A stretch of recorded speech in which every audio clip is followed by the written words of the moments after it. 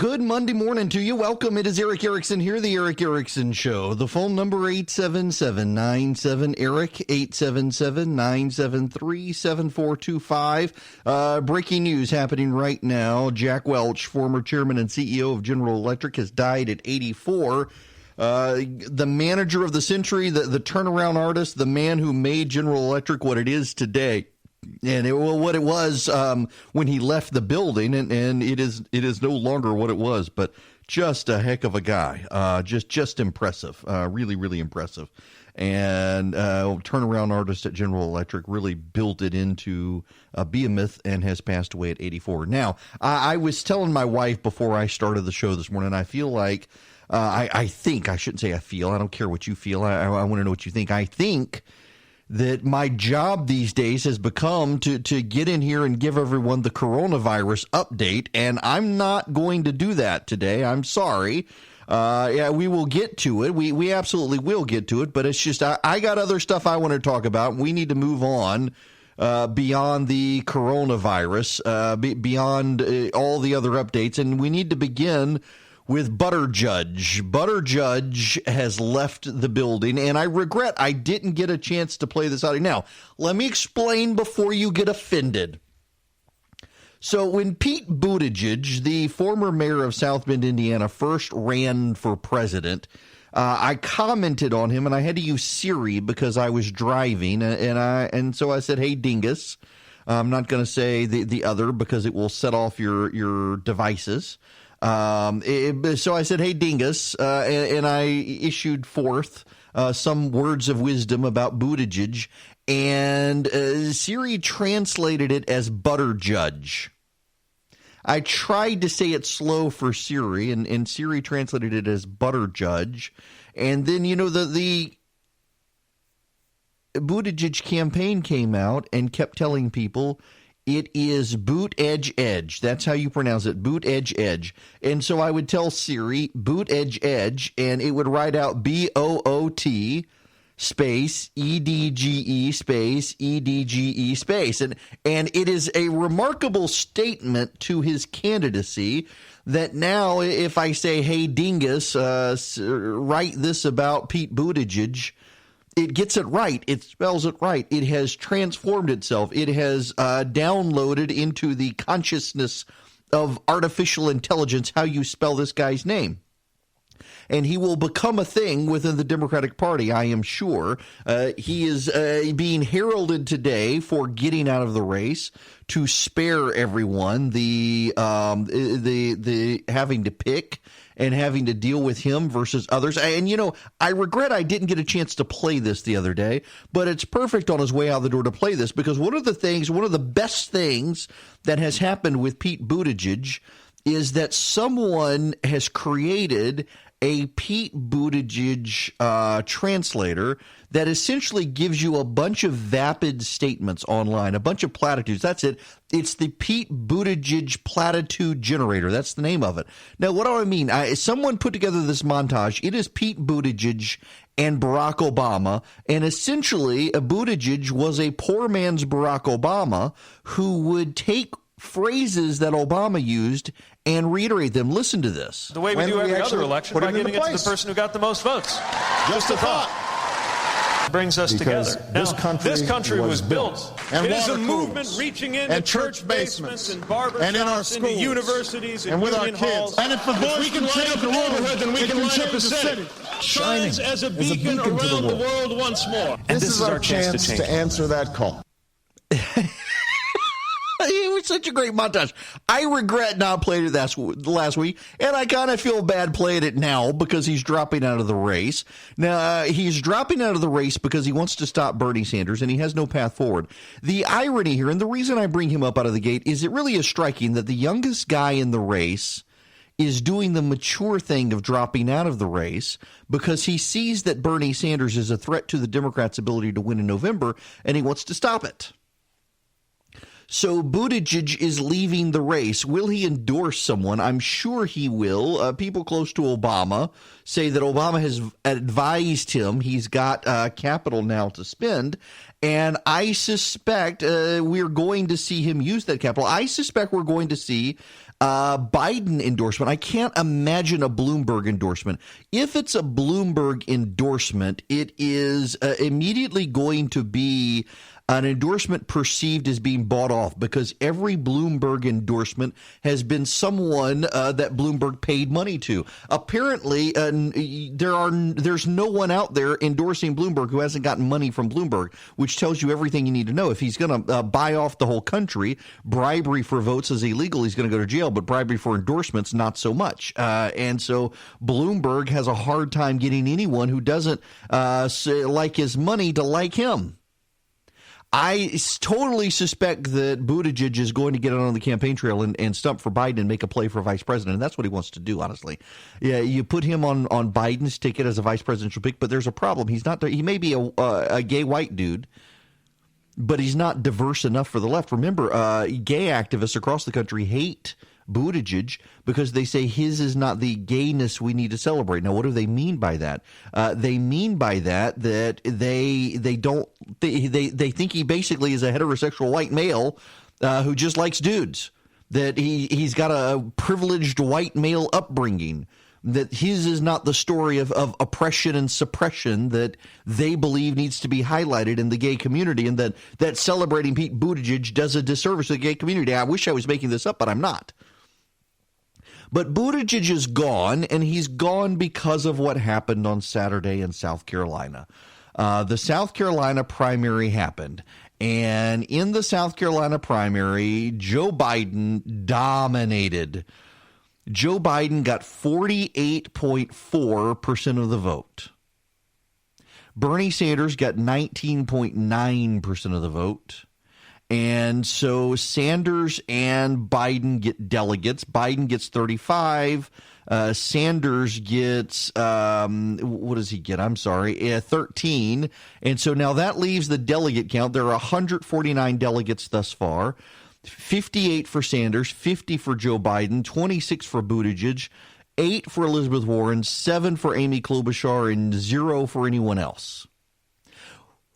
It is notable that the guy who has more delegates than Elizabeth Warren or Amy Klobuchar or Mike Bloomberg has gotten out, and the rest of them are staying in. I don't see what their path is. There's a report out today that Elizabeth Warren may not even win Massachusetts, that Bernie Sanders is coming on strong in Massachusetts. And for the longest time, it looked like Elizabeth Warren was hanging on to help Bernie Sanders, and now it looks like she's hanging on to keep his delegate count low. I guess she's an opportunist angling for a position somewhere. It is remarkable, though, that the longer she hangs on, the more her unpopularity goes up. So what's the lay of the land here? And this is the fascinating thing. And Biden has some real problems coming up, although this helps Joe Biden rebound. Joe Biden does not really have much of a campaign team. Listen to Van Jones. He's talking on CNN this morning. First of all, is it now basically a two-person race? And second of all, what do you think is going to happen Tuesday? Well, I mean, it needs to become a two-person race for the party to be able to make a clear decision. We'll see what other candidates do. Listen, Tuesday is very simple. You have Bernie says, congratulations in South Carolina. I've got a movement. Bloomberg says, I've got a money machine. Let's see if that works. Biden says, I've got me. That's what I've got. And maybe that's enough on Tuesday. But if it's not, Biden, if he wants to clear this field, if he wants to be able to get this nomination and also take on Trump, he's got to put a real campaign together now. Even his closest people are saying the campaign operation he's had up until now is inadequate. Yes, it's true. Biden has had a very bad campaign. He was saved by black voters in South Carolina on Saturday. And when he goes across the South, black voters will continue to help him. But that will only get him so far because he's got to deal with the Super Tuesday calendar. And who's on Super Tuesday? Texas and California. Now, let me break this down for you again. We've gone over this before. I don't want to do it ad nauseum, but this is relevant. There are Democratic primaries tomorrow, the 5th. Nope, no, I'm sorry, the 3rd. Looking at May instead of March. There are Democratic primaries tomorrow, Next week, the week after, and the week after, there are literally every week in March except the last week, the 31st, there are Democratic primaries. So the 3rd, the 10th, the 17th, and the 24th. In addition, on the 14th, there are going to be races for the Democratic Party. This is the lay of the land for the Democrats coming up. You've got tomorrow, Alabama, American Samoa, Arkansas, California, Colorado, Democrats abroad, Maine, Massachusetts, Minnesota, North Carolina, Oklahoma, Tennessee, Texas, Utah, Vermont, and Virginia. Now, the Democrats abroad are Democrats who live internationally are able to participate in a vote tomorrow. It is a secure vote. There are 17 delegates. 13 of them will be pledged delegates. 4 of them will be super delegates. They are Democrats internationally who have registered to vote through a process set up by the Democratic Party so that they can come in and participate. Now, you've got in the polling right now in California and Texas, they have the most delegates at stake tomorrow. There are 494 delegates at stake in California. There are 262 delegates at stake in Texas. In California, Bernie Sanders, if the polling is accurate, in California, Bernie Sanders is expected to take 227 roughly of those delegates, with Elizabeth Warren in second place. Warren, interestingly enough, if she were to drop out, would help Sanders there. She's not going to. Biden will get 86 if the polling is accurate. Now, here's the problem with the polling is that as we get closer and closer, the California polling suggests Bernie Sanders is doing better and better, and no one knows what the rebound effect is going to be. Sanders has gone up a little more in the late polling. He's up in the polling average 16.7%. Now, you've got in the polling average, Sanders at 34.7, Biden at 18, Warren at 15, and Sanders has just skyrocketed in the last few days. An Emerson College poll has Bernie at 38, a CBS poll has him at 31, a USA Today Suffolk poll has him at 35% in California. And then there's the Texas issue. Biden has definitely surged in Texas. But NBC News has it 34.19, and Emerson College has it 31.26, both in Sanders' favor. He's at 30%, Biden's at 21%, Bloomberg coming up at 17.7%, and then Warren and Klobuchar behind. If this continues to hold, then Sanders continues to rack up delegates, and then you go to March 10th. A week from tomorrow, Idaho, Michigan, Mississippi, Missouri, North Carolina, and Washington hold votes. And then on the 14th, the Northern Marianas have a caucus, not exactly a big deal. But then you get to 2 weeks from now, 2 weeks from tomorrow, Arizona, Florida, Illinois, and Ohio. Now, the interesting thing here is what happens in Arizona, Florida, and Illinois there. Let me tell you why. Because in Ohio right now, Biden is leading Sanders. But there hasn't been a lot of polling. In Arizona, Biden is leading Sanders. In Florida, Biden is leading Sanders. In fact, Bloomberg is ahead of Sanders in Florida. Only in Illinois is Sanders ahead, and he's only barely ahead. This matters because Sanders is going to have a very good night on Super Tuesday, and that's tomorrow. He's going to probably win Texas. He is definitely going to win California. And of the other states on the ballot, he's probably going to win most of those. About the only state that he may lose that's significant is Virginia. And the late polling even has Sanders winning Virginia, but barely, almost tied with Biden. Biden's got some momentum there. In North Carolina, Biden is ahead of him, of Bernie, but barely. And in Oklahoma, you've got Sanders is ahead of Biden of all things. Bloomberg in the lead there, but it looks like that Bloomberg's lead is trending down. So all of this is to say, and then you've got Alabama. Let's be fair here. You do have Alabama tomorrow. And in Alabama, Biden has a big lead. So Biden can win a couple of them. The problem is that all the states that have major delegate hauls, Sanders is not only doing well, he's doing very well. And the Biden campaign is going to have to turn around more. South Carolina has given Joe Biden a lifeline, and now he's going to have to go through southern states and rely on black voters to get himself ahead. But there's a problem here. And before I get there, I want to play this from Kirsten Soltens-Anderson. How much can his win, Biden's win in South Carolina, make up for the deficits and all of those, especially given the fact that millions of people have been voting already, early voting in those Super Tuesday states. Look, everybody loves a winner, and so having this momentum is very valuable for him. It is helping keep his campaign afloat. But with the short time frame, the problem he's going to have is I still believe the Biden campaign does not have a clear and concise message in the way that someone like Bernie Sanders does. If you ask what Bernie Sanders is about, it's easy. It's a revolution for the 99%. Well, all right, but let me just push back. Biden would say it's results, not revolution. Yes, and I just wonder, is that inspirational enough? Is that the sort of thing that gets people as excited, as motivated? Does it hit the right emotional buttons? And I think that Bernie Sanders, because he's got this movement behind him, this is why he's going to go into Super Tuesday and still be able to pull together so many delegates from states like California, from places like Texas. The polls show that he's still doing quite well, particularly among younger voters. But as long as he can still divide up the older voters within the Democratic Party, it's going to be hard for anyone to challenge him even once we get past Super Tuesday. Yeah, it's a problem. And Biden really doesn't have a message. He says he's the guy who can best beat Trump. And yet he's having a hard time making it through the primaries. People like winners.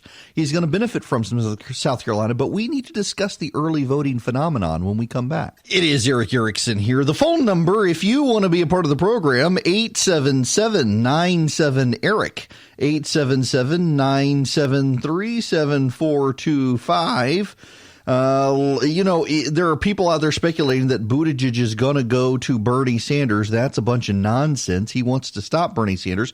Interestingly enough, though, there is lots and lots and lots of polling out there to show to demonstrate very well that Bernie Sanders is the number 2 choice for most Buttigieg supporters. In fact, this is consistent across polls. This is consistent from the Morning Consult poll to the YouGov poll to several other polls that Pete Buttigieg leaving, most of his supporters would go to Bernie Sanders. Whether or not that actually happens, when Buttigieg comes out and says, as he has done so repeatedly in the past week or two, that Sanders would lose to Trump, I don't know that it will happen, but it could happen. Now, I got to go back to the audio I played when we went to break of Kristen Soltis Anderson talking about the Biden campaign and his lack of a message and the bounce he will get and whether or not it's sustainable. Let's listen to this, and I will. This is a minute 12-second clip. I don't need to get that far into this to get to the point. How much can Biden's win in South Carolina, make up for the deficits and all of those, especially given the fact that millions of people have been voting already, early voting in those Super Tuesday states? Look, everybody loves a winner, and so having this momentum is very valuable for him. It is helping keep his campaign afloat. But with the short time frame, the problem he's going to have is I still believe the Biden campaign does not have a clear and concise message in the way that someone like Bernie Sanders does. If you ask what Bernie Sanders is about, it's easy. It's a revolution for the 99%. Well, all right, but let me just push back. Biden would say it's results, not revolution. Yes, and I just wonder, is that inspirational enough? Is that the sort of thing that gets people as excited, as motivated? Does it hit the right emotional buttons? And I think that Bernie Sanders, because he's got this movement behind him, this is why he's going to go into Super Tuesday and still be able to pull together so many delegates from states like California, from places like Texas. The polls show that he's still doing quite well, particularly among younger voters. But as long as he can still divide up the older voters within the Democratic Party, it's going to be hard for anyone to challenge him even once we get past Super Tuesday. Early voting, people. Early voting. I can tell you, I've done the research on this.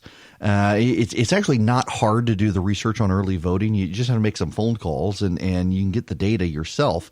But actually, early voting in California is not significant. So Biden could rebound out of South Carolina. It almost seemed like a lot of Super Tuesday voters were waiting to see what happened in South Carolina before they made up their mind. They didn't want to go vote. Early voting is not massive, but there are still votes being locked in, and they're probably being locked in mostly for Bernie Sanders or even Elizabeth Warren. But according to polling out over the weekend, most California Democratic voters have made up their minds. They didn't just go early vote, and they don't care what happened in South Carolina. And they're going for Bernie Sanders. The question now is, does Sanders clear 50%? 100% in California. If so, he gets 100% of the delegates. Not thinking that's going to happen, but he's going to be close. It could be his California. It could be like Joe Biden, South Carolina. Happening right now. I don't have good audio, so I'm not going to play it. But David Perdue holding a press conference in the underneath the Gold Dome in Atlanta. He is qualifying today for re-election. Kelly Loeffler as well qualifying. It is qualifying week here in Georgia, and David Perdue is going to be with me tomorrow after filing all his qualifications paperwork, among other things. Standing behind him is Marty Kemp and Governor Kemp as he's announcing his reelection, saying we've got to fight against socialism. Also, I got to correct myself a little bit. The Texas Democrats are saying they've already got 1 million early votes. They've just released this press release, actually, in the last couple of minutes. In fact, they sent it out at 9:25 a.m. The early vote totals are in. Texas Democratic primary voters have exceeded 1 million total votes, surpassing 2016. In person, they've had 883,702 early votes. Cumulative mail votes, 116,614. Total 1,316,000 in-person and early mail votes in the most populous 15 counties. Democrats' votes shattered Republican early votes, which is no big deal because there isn't really a big Republican contest in Texas right now. It's just the Democratic presidential primary. But over 1 million votes cast in Texas, and that happened before South Carolina. Remember, South Carolina was on Saturday. There hasn't been early voting on Saturday or Sunday, and this comes out at 9:25 this morning, so it doesn't include any sort of Monday voting, and there is no Monday voting because the election's tomorrow. So all of the cumulative early vote in Texas, over 1 million people have already voted. Bernie Sanders, according to the polls, had big momentum in Texas, and so that suggests Bernie Sanders may have a good night in Texas. And that's not good news for Joe Biden or the Democrats. Now, there's a lot of speculation this morning that Pete Buttigieg wants to be the Democratic vice presidential pick for Joe Biden. We'll see if that happens. I want to go to Robert Gibbs. Robert Gibbs was Barack Obama's press secretary. He was on one of the Sunday shows talking about what Biden needs to do. I think he could sweep the South. Yeah. I mean, it's possible North Carolina will be the toughest one. Well, I think you look at the numbers you just showed, and you've got Bloomberg at 15%, right at that viability line. And so does last night's win and that momentum push a couple of points up for Vice President Biden and push Bloomberg down a couple of points? And so do you force that one-on-one contest through viability? I think Joe Biden's strategy has to be to survive the big states of California and Texas and wake up Wednesday morning as the sole competitor to Bernie Sanders. But is he going to be? Because Bloomberg has not bought a bunch of ads, but Bloomberg wants to do a 3-minute block on the networks, ABC, CBS, and NBC, on the coronavirus, believe it or not. And we'll get to the coronavirus. There is news on the coronavirus. It's just I've talked about it so much. There are other things that I want to get to today out of the gate, and we will get to the coronavirus stuff. And right now, I mean, Super Tuesday is tomorrow. It is a big deal. And you're going to have the Democrats out there bashing each other and trying to find ways to separate themselves from the pack. You're going to have Elizabeth Warren out there trying to make a case for herself, even as she looks like she may lose Massachusetts. One more from Kristen Soltis Anderson with Chris Wallace from over the weekend. What does polling say about how tough it will be to sell socialism, not communism, but socialism to a majority of Americans? So Fox News' own polling from just this week shows that only about 3 out of 10 voters say that they would be comfortable with someone who is socialist being president, that only about a third of America is okay with socialism. But socialism is defined very differently for younger voters versus older voters, as Katie was mentioning. I think that in terms of the word socialism, lots of voters don't like it, but the idea of the government providing very extensive health care benefits, et cetera, a lot of voters are actually much more on board with that. I would not count out the ideological places American voters may be willing to go. You know, it's also interesting in our voter analysis, Fox News voter analysis, Bernie Sanders won among people, both black and white, under 45. He got clobbered among blacks and whites over 45. He did. Black voters in South Carolina did not like Bernie Sanders at all because they want to beat Trump. And there is still this perception that Bernie Sanders doesn't. Here's one more here. MSNBC on what a consolidation in the field means for Sanders. I do think, though, it would be something that would make a real impact if he were to endorse Joe Biden tonight, Garrett. It could make a huge impact. There's been some reporting in other news outlets that the two have not yet connected tonight. I have not confirmed that independently myself. I think there's something important to remember here, and I don't mean this to sound as disparaging as it probably will, but everyone who runs for president is an egomaniac. You have to be to get up in the morning and think that in a country of 300 million people, you are uniquely qualified to be its leader and the leader of the free world. That applies to all the candidates, whether you like them or not. And so to make the decision to get out is a big and difficult decision in and of its own right, much less to then decide to endorse someone else. And I would say, while I agree, I think with the conventional wisdom here that this is probably the most good news for Joe Biden. In my travels in these early states, Joe Biden is not the name that comes up most often when you talk to people who support Mayor Pete about who their second choice is. A lot of them also like Amy Klobuchar. A lot of them like more progressive politicians like Elizabeth Warren. Even some, dare I say, do like Bernie Sanders. So while I think a consolidating field of non-Bernie candidates is probably overall good news for Joe Biden, I don't think we should assume right away that all Mayor Pete supporters, even if he did endorse, will just immediately wake up tomorrow morning and decide they're going to pull the lever for Joe Biden instead. Exactly. And that's the problem right there. Is we don't know for sure what they would do. Now, what's the state of play here? Let me give you the state of play in some of the upcoming big states. Nationally, you've got Sanders is up 10. And I'm using polling averages here, which I find way more reliable than individual polls. In fact, the polls in South Carolina were clearly all over the map, and all of them actually undercounted what was going to happen with Joe Biden for a variety of factors. But nonetheless, the polling averages tend to get it better. So Sanders up 10 nationally. He's up 16 in California. He's up 6 in Texas. Biden's up 2 in North Carolina. Sanders is up 5 in Virginia. He's up 4 in Massachusetts. He's up 13 in Colorado. He's up 13 in Utah, and he's up 16 in the betting odds, which is something. He's got 58 delegates to Biden now 50 delegates, and Buttigieg 26 delegates. Buttigieg is out. His delegates are bound to him in the first vote of the Democratic convention. Keep that in mind. Buttigieg's initial delegates, they're not going anywhere. They're stuck with him in the first round of voting. If nobody gets a majority, then they're released in the second round of voting, and the superdelegates will come in and make up the difference. But when you look at this, again, you've got Sanders for Super Tuesday is in the lead in the polling in California and Texas and Virginia and Massachusetts and Colorado and Utah. Now, what are the delegates here? Because the delegates are what matters. And I hope I'm not boring you guys here. I find this stuff fascinating. The road to the White House, it fascinates me to no end. And I hope I'm trying to at least educate you so you'll be smarter than the rest of your friends out there, and they'll have to rely on you. Let me give you now the delegate counts for these states. And again, Bernie Sanders, he's ahead in Colorado. There are 80 delegates. He's ahead in California. There are 494 delegates. He's ahead in Massachusetts. There are 114 delegates. Joe Biden is ahead in North Carolina. There are 122 delegates. Sanders is ahead in Texas. There are 262 delegates. And he's ahead in Utah. There are 35 delegates.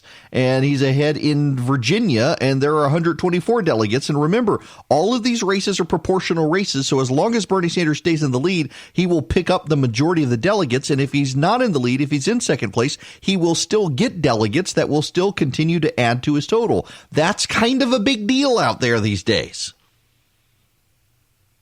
People forget about the proportional voting on the Democratic primary side. Now, what else is going on out there? Well, Joe Biden continues to be the gift that keeps on giving to the Republicans. He actually said this on stage yesterday. By the way, how many of you did really well with that $1.9 trillion tax cut that increased? Really in good shape, right? Really changed your... Well, you did. Well, that's good. I'm glad to see you're doing well already. And I'm good. But guess what? If you elect me, you're not going to have your taxes are going to be raised, not cut. if you benefit from that.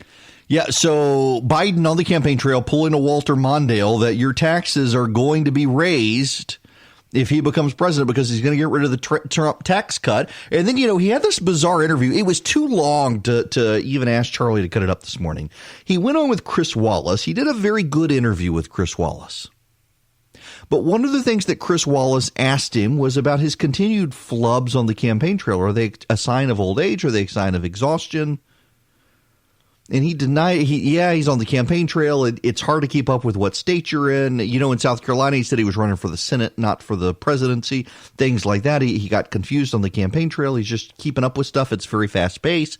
And he handled himself well. But then at the end of the interview, he referred to Chris Wallace as Chuck. He had been on an interview with Chuck Todd on NBC's Meet the Press before he had been on with Chris Wallace. And again, did exactly what Chris Wallace was talking to him about, called Chris Wallace Chuck instead of Chris. He's gonna have to figure that out. Again, this goes back to Van Jones's comments I played earlier. Biden has run a very his campaign out of the gate. He spent a lot of money up front, but he didn't necessarily hire the best staff up front. His staff was spending tons of money, wooing delegates, running ads, doing all sorts of video displays. It was so. Let me back up. When I was in college, I worked for the public school I graduated from in Louisiana. I would go home during the summer and I would work in the school. Dr. Winsey was the headmaster of the school. It was one building. There was an elementary, middle, and a high school. And the local school board got the brilliant idea of let's just combine these three schools. Since they're all in one building, let's combine them into one big school. So it'll be K through 12, one school. There will be a principal for elementary, a principal for middle, and a principal for high school. And Dr. Winsey, she was just brilliant. I love that lady. She was the headmaster of the whole thing. Made them all work. And so I was there during the summer. I would come up with I had to come up with a code of conduct for the students. I had to design a bunch of forms for her. I could be a brilliant bureaucrat. I just want you to know. I'm master of generating forms and paperwork. So there was one of the principals at the school. Everything looked just so. I mean, everything looked perfect. Everything was immaculate. His office was spotless. He made sure that everything was spotless in the elementary school. Whenever he came to meetings, he was overly prepared. He knew everything. He knew the stuff for all the other people and on. I mean, it was impressive to me. It was really, really impressive. As a 19-year-old working in the school, seeing this guy come in from the elementary school at a school that, frankly, I had a low opinion of outside of the headmaster because I had graduated from there. I had seen it behind the scenes, and so much of it was just not good. And here comes this guy, and he just seems to have his act together. And I was talking privately to the headmaster one day about it. And she immediately cut me off and she said, nope, you got to watch. You got to watch. She said, you will find in life that there are people who everything on the surface is spectacular and polished and spotless. But it's the beneath the surface stuff that matters. And the beneath the surface stuff, he's making everything on the surface seem spectacular to gloss over the fact that there's no there. There's no substance. There's no depth. He's not actually in command of his school. And I started paying attention, and she was right. His office was spotless. Everything was spotless. Everything was clean. And he had the best platitudes, and he had the best corporate-y speaking.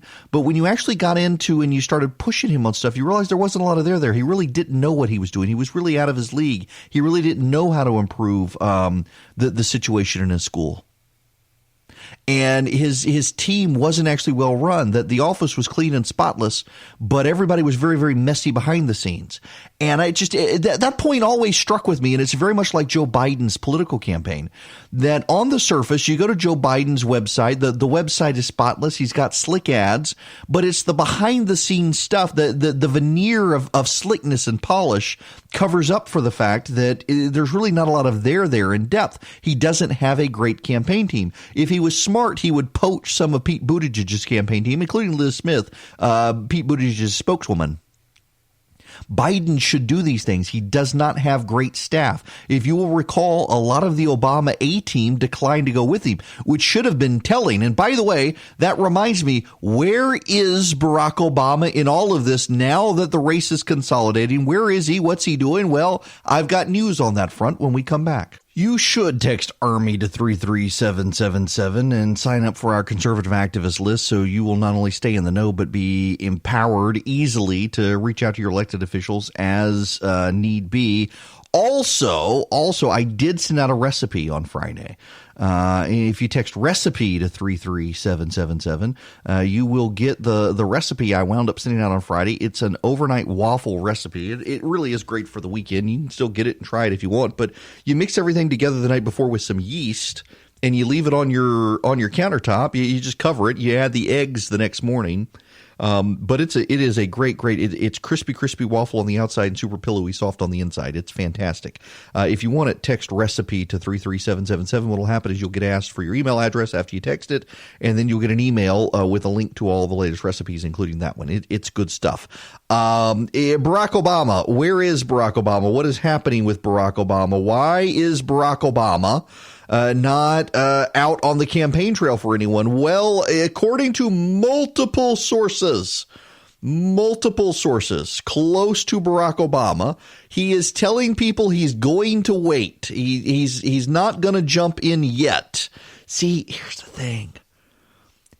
The Obama people, and it's you can tell that I'm not making this up by the fact that he hasn't actually endorsed Biden. There are a lot of people out there who will privately now say that Obama didn't want Biden to run, that he considered Biden too old to be able to do it, and Biden decided he needed to do it to save Obama's legacy because no one else was going to go out there and save Obama's legacy. It was a matter of loyalty for Biden that they totally appreciate, but also it was a matter of the Obama team thinking Biden's not really ready for prime time in this stuff, and he's not going to be because he just keeps getting older.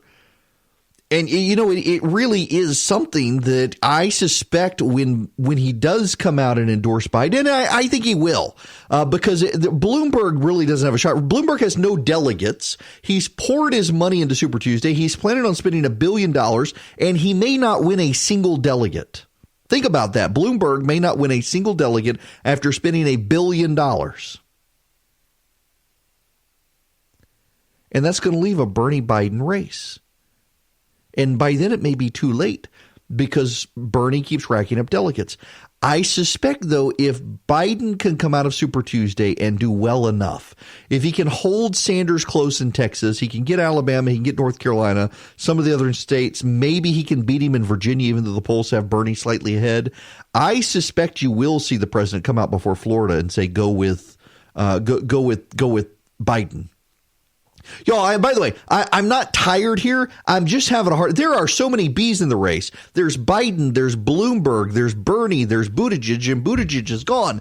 But I keep having to second guess myself. If you keep hearing me pause before I say the name of the candidate, that's why, because I keep saying, okay, I'm about to say Bloomberg, Bernie, Biden, Sanders, what? There are too many B's running for president on the Democratic side. And you know, the irony is now of the candidates running for the Democratic Party, they're all now over 70 and they're all men. Yes, Warren and Klobuchar are still there, but think about it. The three major viable candidates in the Democratic Party right now are between the ages of 77 and 79. Two of the three have heart issues, and all three of them are older than Donald Trump. And the media has been out there cheering on the diversity of the Democratic field and the diversity of the Democratic candidates. And at the end of the day, the Democratic Party that masters identity politics is putting three old white guys, one of whom is a billionaire, on the stage as the people most likely to confront Donald Trump. It actually is amazing that the Democratic Party, for all of their diversity politics and identity politics, are going with three white guys. Klobuchar and Warren are not viable at this point. And by the way, so there is a lot of speculation out there that Buttigieg wants now to be a vice presidential pick. And I think that's fair. I think that is a fair assumption. I think he probably does. But how can he? If you've got an old white guy as the presidential nominee for the Democratic Party, you can't go with a young white guy for vice president, even if he's gay. You've got to go for a diverse pick. You got to go for a woman. You know, this helps Stacey Abrams.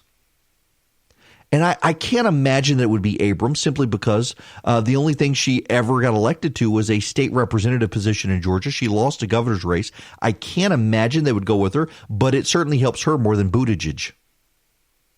But it's not just her. There are a number of other women out there it helps. And I suspect that's one reason Elizabeth Warren, who's got nothing better to do than run for president, that's why she's hanging on. But, you know, Elizabeth Warren may lose her primary to Bernie Sanders in Massachusetts. More likely than not, according to the polling, she will. That doesn't make her a viable vice presidential candidate. So maybe Klobuchar. I don't know. It's going to be interesting. We need to move on, though. We got Georgia politics to talk about. We do have to talk about the coronavirus. And Kelly Loeffler just qualified. I'll bring you some audio from her press conference when we come back. Hello and welcome. It is Eric Erickson here, the Eric Erickson Show. The phone number, you want to be a part of the program, you want to call and chat, 877-97-ERIC, 877-973-7425. On Wednesday night, I will be at the University of Georgia in Athens talking to the college Republicans. If you're in the Athens area, I'm not sure whether you can come or not, but I'm telling you, you can come hang out and stand outside the room if they won't let you in and say hi afterwards. I'm sure I'll be going to grab a beer somewhere in Athens afterwards because it's Athens. That's what you do in Athens. Other housekeeping note, today is the first day of early voting for the Democratic presidential primary in Georgia. Now, technically, wait. Let me make sure that I'm telling you the truth here.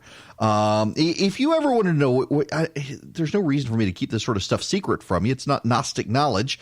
If you ever want to really go in depth in the presidential process, there's a great website. It's called 270 to Win, and it's the number 270 and then TO and then the word win, 270 to win. So 270 are numbers and then the word 2.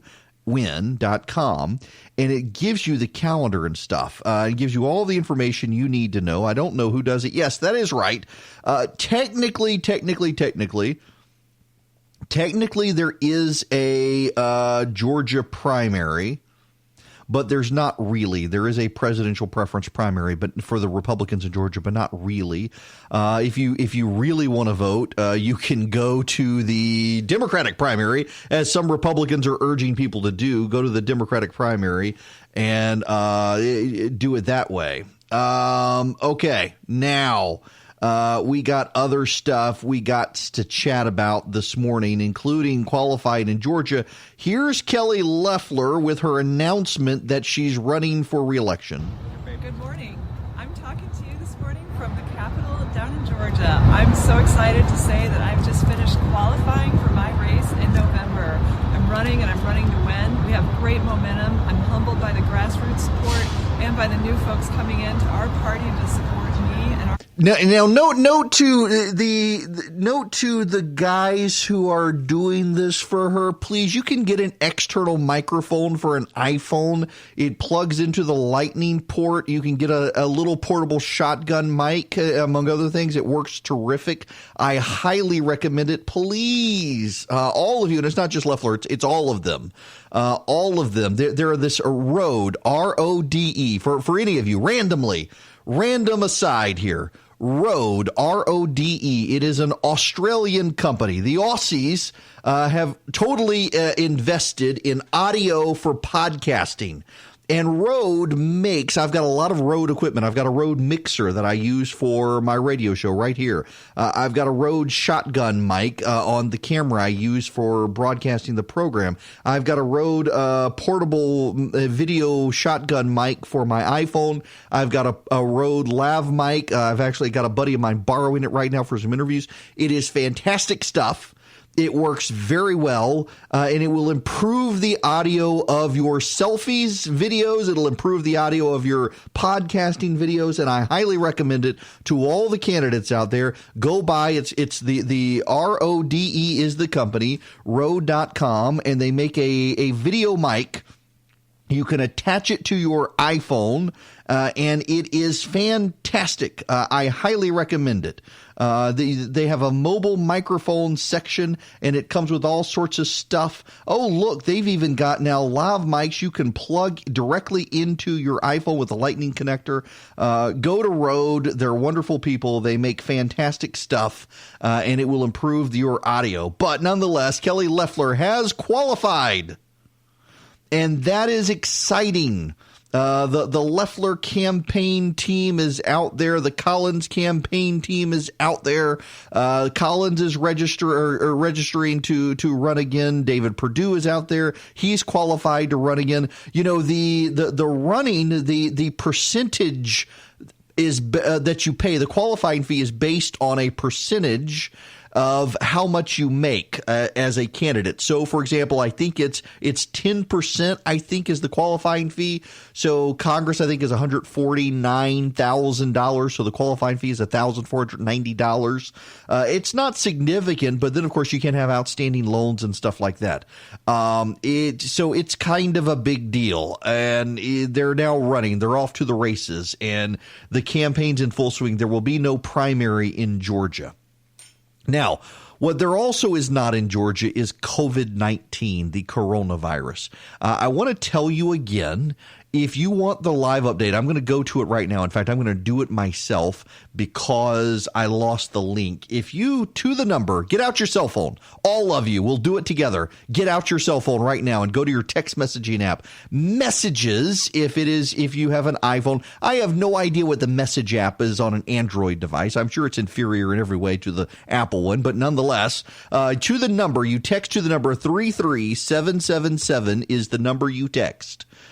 And then the word that you text is just data, D-A-T-A, and you send it, and we wait just a second. It is a brilliant system that I use. I pay for it out of my own pocket. The radio stations, the radio company, nobody helps me pay for it. I do it myself. And you get a text message back by texting data to 33777, and it says, this is a fantastic way to monitor the coronavirus. And you click the link, and it takes you to the dashboard of Johns Hopkins University Medical Center that shows you the mass outbreak of the coronavirus as it now begins its spread globally.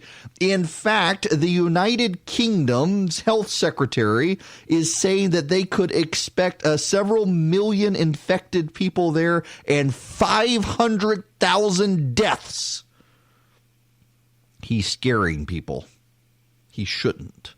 Much more reasoned tone here in this country. But where do we stand right now? As of this moment, here, the dashboard has 89,253 infected people worldwide. 3,048 have died. 45,394 people have recovered. Now, let's go to the United States. There are now 86 cases in the United States of America. In the United States of America, there are 2 deaths in King County, Washington. There are 2 people who have recovered in Chicago. There's 1 in Boston who's recovered. There's 1 in King County, Washington recovered. There's 1 in San Diego recovered. There's 1 in Santa Clara, California recovered. And there's 1 in Tempe, Arizona recovered. We now have more east of the Mississippi. Zooming in here, we have, let's see, we've got 1 confirmed case in Madison, Wisconsin still. We've got 1 new confirmed case in Chicago for 3 total. 2 of the 3 have been have recovered. There's 1 in New York City. There's 2 in Providence, Rhode Island. There's 1 in Boston, Massachusetts. There is one in Hillsborough County, Florida, and there is one in Sarasota, Florida. Tampa, basically. There are nationwide, let me give you the breakdown now. In San Antonio, there's one confirmed, one existing case. There's one in Tempe, Arizona that is recovered. In San Diego, there are two, one's recovered, one's existing. In Orange County, there's one confirmed. In Los Angeles, there's one confirmed. San Benito, California, there are two. There are 6 in Santa Clara, California, 1 recovered, 5 existing, 2 in Sacramento confirmed, 2 existing, and 1 in Humboldt County, California, 1 existing, and in Portland, Oregon, there are 2. They're still recovering. So there you go. That's the U.S. 86 total cases in the United States of America right now. There are 80,026 in China, 4,335 in South Korea, 1,694 in Italy, 978 in Iran, 705 from the Diamond Princess, 256 from Japan, 150 in Germany, 130 France, 120 Spain, 106 Singapore, 98 Hong Kong, and 86 in the U.S. And now there is a report from Anthony Fauci. Remember Anthony Fauci? Anthony Fauci, he's the head of the National Institutes of Health. And there was all sorts of, he's been censored, he's been muzzled, he's not allowed on TV anymore. Except he wasn't muzzled. Now, in fairness to the media for saying he was muzzled, I do want to be fair here. The president's team at the White House botched the Anthony Fauci withdrawal from the media. Here's what happened. Anthony Fauci was supposed to – he's the head of the National Institutes of Health and National Institutes of Allergies and Disease. He is a brilliant scientist and doctor, and he is a great spokesman. And he was supposed to be on TV a lot at the end of last week. The president put Vice President Pence in charge of coordinating everything, and the vice president's office had Fauci cancel all of his appearances on TV, some at the last minute. Well, members of the media started buzzing that he was being censored, he was being muzzled, he was being taken out, he was being quieted, and yes and no. I talked to a couple of reporters who have inside knowledge on this and said, yeah, it was very abrupt at the last minute that he was canceled. So clearly they didn't want him on TV. Now, what the White House says is that they didn't want him on TV because they wanted to make sure they had a coordinated messages. They had multiple people going on TV. They had the Secretary of Health and Human Services. They had the head of the Centers for Disease Control. They had Anthony Fauci. They want to make sure everybody was on the same page and everyone was talking, and that Fauci wasn't really muzzled so much as, yes, he was abruptly canceled on some shows, but it was to make sure everyone was on the same page and everyone was focused on the same things. Here's what Fauci himself said at a press conference. Thank you, Mr. President. And I'm just going to ask you directly about this with regard to the flow of information. From the very beginning, you received a lot of criticism regarding that, in particular about Dr. Anthony Fauci. He is world-renowned in contagious diseases, and there were reports out there that he was being muzzled. Can you tell us that this widely respected expert, Dr. Fauci, will have every opportunity to tell us the truth? Well, that's a very dishonest question, because he has had that ability to do virtually whatever he's wanted to do, and in fact, he was never muzzled. Okay. I think I can speak. You can speak. Why don't you speak to that? Very dishonest question, but that's okay. It's not dishonest. I want to clarify, Mr. President. I want to clarify. So let me clarify it. I have never been muzzled, ever, and I've been doing this since the administration of Ronald Reagan. I'm not being muzzled by this administration. What happened, which was misinterpreted, is that we were set up to go on some shows. And when the vice president took over, we said, let's regroup and figure out how we're going to be communicating. So I had to just stand down on a couple of shows and resubmit for clearance. And when I resubmitted for clearance, I got cleared. So I have not been muzzled at all. That was a real misrepresentation of what happened. That's from Anthony Fauci himself. telling the media it was a real misrepresentation of what happened to him, that the vice president suddenly in charge. There's now a new operating procedure with which to go through, and he just had to go back through them and make sure it was okay. It took a little bit of time, but they've authorized him to start going back on TV. And now he's got a report out in the New England Journal of Medicine. This dropped on February 28th. It is not getting a lot of attention yet. This is from Anthony Fauci himself, along with Clifford Lane and Robert Riedfeld. They are all respected doctors. They are from the National Institutes of Allergy and Infectious Disease, the National Institutes of Health, and the Centers for Disease Control and Prevention. And I want to read for you the third paragraph. On the basis of a case definition requiring a diagnosis of pneumonia, the currently reported case fatality rate is 2%. In another article in the New England Journal of Medicine, a particular doctor who he names reported a mortality of 1.4% among 1,099 patients with laboratory-confirmed COVID-19. These patients have a wide spectrum of disease severity. If one assumes, now pay attention to this, this is the important part. If one assumes that the number of asymptomatic or minimally symptomatic cases is several times as high as the number of reported cases, the case fatality rate may be considerably less than 1%. This suggests that the overall clinical consequences of COVID-19 may ultimately be more akin to those of a severe seasonal flu, which has a case fatality rate of approximately 0.1%, or a pandemic influenza similar to those of 1957 or 1968, rather than a disease similar to SARS or MERS, which have had case fatality rates of 9% to 10% and 36% in the case of MERS, respectively. The efficiency of transmission for any respiratory virus has important implications for containment and mitigation strategies. The current study indicates an estimated basic reproduction rate of 2.2, which means that on average, each infected person spreads the infection to an additional 2 persons. As the authors note in a previous study, until this number falls below 1, it's very likely the outbreak is going to continue to spread. Recent reports of high bits of the virus early in the course of the disease aroused concern about the increased infectivity during the period of minimal symptoms. Now, what does all of this mean? It is meaning there is more and more evidence out there that a lot more people may have this disease than we know, and a lot of people are getting respiratory distress ailments and think they've just got colds, and they're not going to get it checked. And so it turns out this virus may not be nearly as bad as some people thought.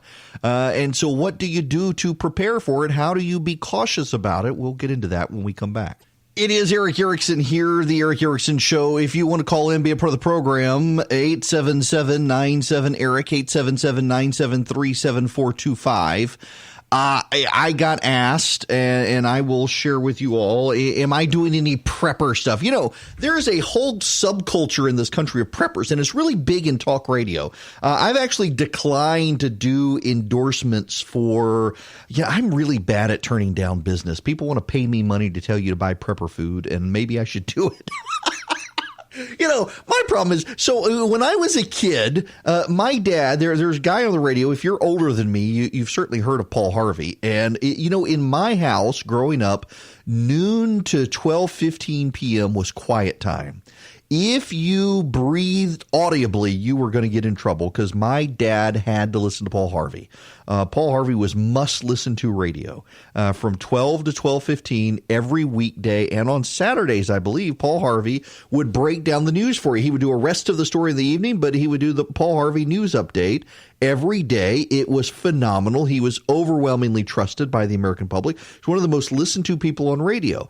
And he claimed, I don't know whether he actually did it or not, but he claimed that he had a personal relationship with every advertiser. He used all the products and services that he advertised. And I've always felt that way. Like, for example, Dynamic Money. that sponsors this program, and Chris Burns, who fills in for me. Chris Burns literally actually is my financial advisor. His firm literally actually is taking my family through financial planning and learning to budget and all that stuff. They really genuinely are. And they're good people, and I'm happy to use them. I'm happy to have them.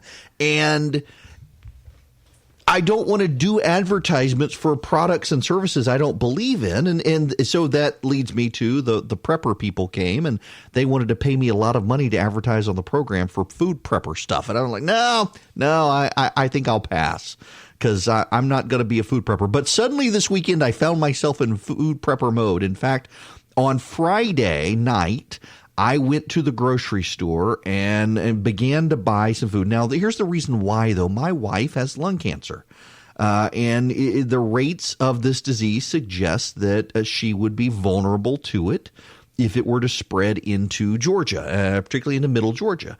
She's got lung cancer. I've got clots in my lungs. Both of us, given lung damage, would be susceptible. So, but I didn't go out and buy. I've got a buddy of mine who spent over $1,500 buying non-perishable food items and stocking his freezer with meat. And I'm like, you're nuts. What I've been telling people is what I practice myself, going to buy a few extra items. So, for example, I bought some extra pasta sauce. A couple of jars of pasta sauce. They don't expire for over a year and a half, so they're going to get used. I bought a couple extra boxes of pasta noodles. I bought some extra cans. I bought a giant bag of rice. It's going to get used. And in fact, I didn't realize my wife had already bought a giant bag of rice. So then I bought some extra flour, I bought some extra sugar, bought a little extra yeast so I can make bread if we can't go to the grocery store to buy bread for some reason, which I'm going to make bread anyway. And then beans and corn and some bags of frozen chicken that don't expire until next year. So we're stocked up on food that we're going to eat anyway. And that's kind of the key. If you're worried about the virus, and I'm happy to take your calls on this as well, but if you're worried about it, just go buy stuff that's going to last for several months in your freezer on your shelf, because this thing's going to sweep through. We'll be okay. You just may not be able to go to the grocery store on the day you want to go to the grocery store. It is Eric Erickson here, the Eric Erickson Show. You can be a part of the program by calling 877-97-ERIC, 877-973-7425. If you want the podcast of the show, text the word show to 33777, and I will spit you back the link for the podcast. And again, if you want to see the Johns Hopkins University Medical Center real-time dashboard of how the COVID-19 virus is spreading around the world, text the word data to 33777. Now, there's something new here. You'll get a second text encouraging you to subscribe to what is called Substack. It is a daily email newsletter I have started writing beyond the resurgent, mostly for listeners of this program. You got to subscribe to it. It's just $7. That's it. $7.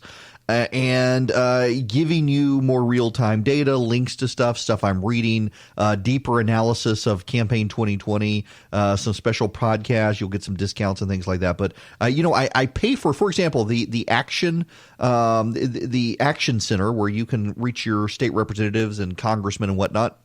I pay for that out of pocket, and I pay for the very texting service you use when you text data to 33777. I pay for that out of pocket. So this is a great way to help me defray some of these costs until we get some advertisers. And if you want to advertise statewide on this program, feel free to reach out to us, and we'll see if we can cut out a good deal for you. To advertise statewide and get your service, product, yourself, whatever, some exposure. We need more advertisers. Thank you to Dynamic Money for continuing to sponsor the program. And you should go see Dynamic Money as well, my actual real financial advisor. It's nice to have a financial advisor who's investing in the growth of my show.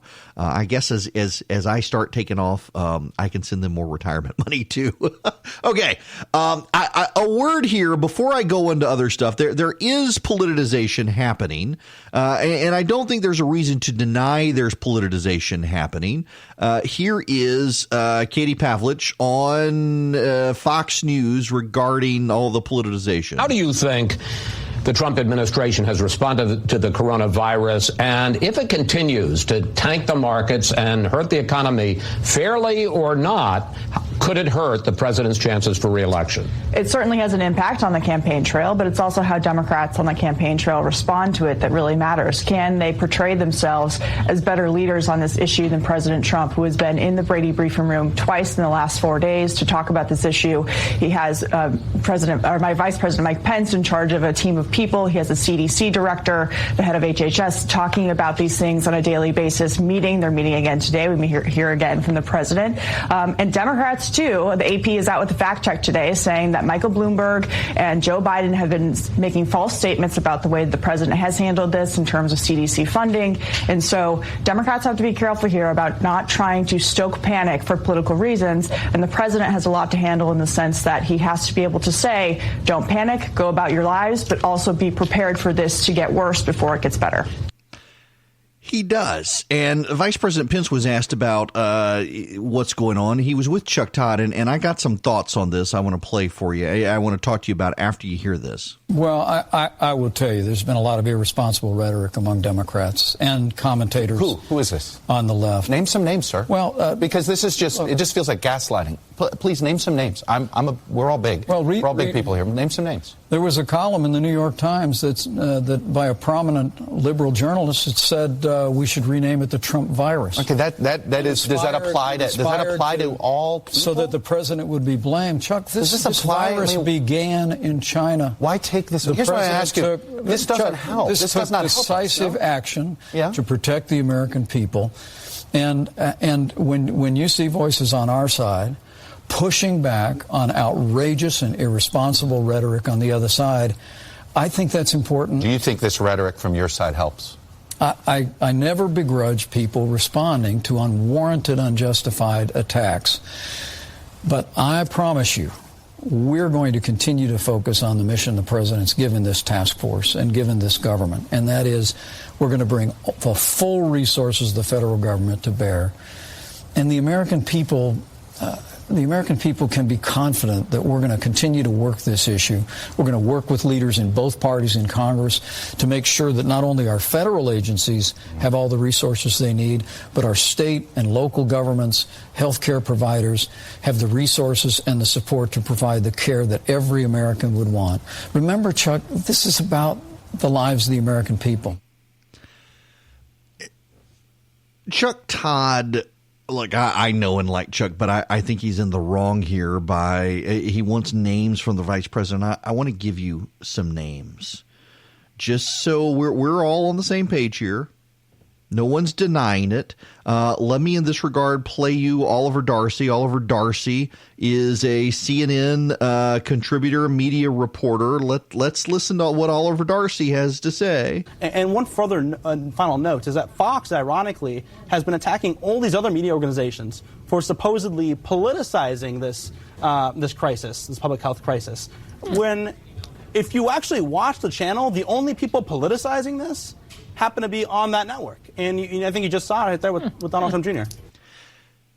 Oliver Darcy from CNN says the only people politicizing this happen to be on CNN. Well, we've got Gail Collins from the New York Times who says we should call this the Trump virus and blame him. You've got Paul Krugman from the New York Times doing virtually the same thing and tweeting out Dow 25,000 exclamation mark as the Dow crashes. Then there's John Garamendi. He is a Democratic congressman from California well after the National Institutes of Allergy and Infectious Diseases, the National Institutes of Health, the CDC, and the Vice President's office pushed back on the fact that they were not censoring Anthony Fauci. John Garamendi went on CBS and said that, they say they're not, but look at what's happening. They've taken him off the airways, which wasn't true. He was doing other stuff. That's an issue. You've got the media continuing to circulate this. You had Joe Biden go on CNN and say the experts are being silenced, which isn't actually true. The experts weren't being silenced. You've got the Associated Press that had to do a fact check pushing back on Mayor Bloomberg, Joe Biden, Nancy Pelosi, and Chuck Schumer, all of whom claiming that the president of the United States canceled funding for the CDC. That's not actually what he did. The Associated Press headline, Democrats distort support coronavirus readiness.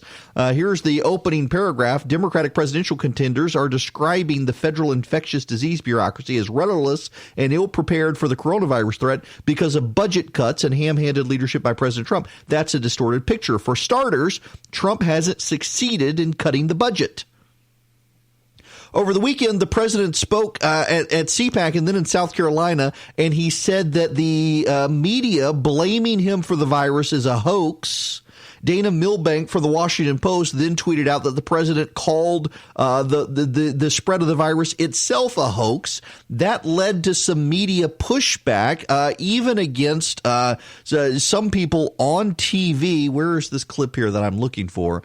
You had people come on TV and say that the president of the United States is calling the virus a hoax. That's not true. I know. I wound up not getting the clip cut because it was like a 10-minute long clip and it was just ridiculous. But yeah, you had one of the presidential candidates on. It was Bloomberg. That's what it was. It was Bloomberg. Bloomberg went on TV and said that the president said the virus is a hoax, and that's not what he said. He was actually blaming the media for perpetuating a hoax against the president. You've got the Politico ran a headline claiming the president said it was a hoax. In fact, the Politico ran a cartoon that showed a man committing suicide when he found out the president's team said they had it under control, or the president's team. The words are "got this." The president's team's got this. And the man jumps off a ledge after hearing that. So don't tell me the media and the Democrats aren't politicizing it. And Chuck's got a great research team. They should have been able to find these names for him. The fact that he couldn't find those names, I think, is a little bit depressing. I don't think they even wanted to try. Here's Thomas Chatterton Williams. He's a columnist for the New York Times Magazine. He tweets out a picture of the president with all of these different people praying. All the experts, including Anthony Fauci, among others, are in there with their heads bowed praying. And he tweets, Mike Pence and his coronavirus emergency team praying for a solution. We are so screwed. You want media bias? You want media attacks? You want partisanship? Here are the names. These are the names of the people. These are names of Democrats and members of the media who are politicizing the spread of the virus, saying that only Republicans are doing it. Here's Catherine Rampel on the Reliable Sources show on CNN. I think so. I think what you're seeing here is that Republicans, right-wing media are resorting to the same playbook that they've done with everything else whenever there has been unfavorable coverage of some kind for their guy, Donald Trump. They refer to the Russia scandal as a hoax. They refer to every other previous scandal as a hoax. And that made sense in a way, right? That if you can convince the public that something is fake news, that they can't independently verify, maybe they will brush it off as indeed untrue. However, I'm not sure that this strategy is particularly potent when we're talking about a public health risk. Not only because, of course, it doesn't lead to the adaptive behavior. Can we just stop there because her voice is annoying when it comes to this sort of stuff? The fact is that it was a politicized effort by members of the media and Democrats to try to undermine Here's the clip. I did find the clip. It is Bloomberg. We did cut it up. This is Bloomberg talking to 60 Minutes and Scott Pelley. How do you view this emergency? I find it incomprehensible that the president would do something as inane as calling it a hoax, which he did last night in South Carolina. He said that the Democrats making so much of it is a Democratic hoax, not that the virus was a hoax. This is up to the scientists and the doctors as to whether there is a problem. They all around the world say that it is in some places and has enormous potential to become one elsewhere.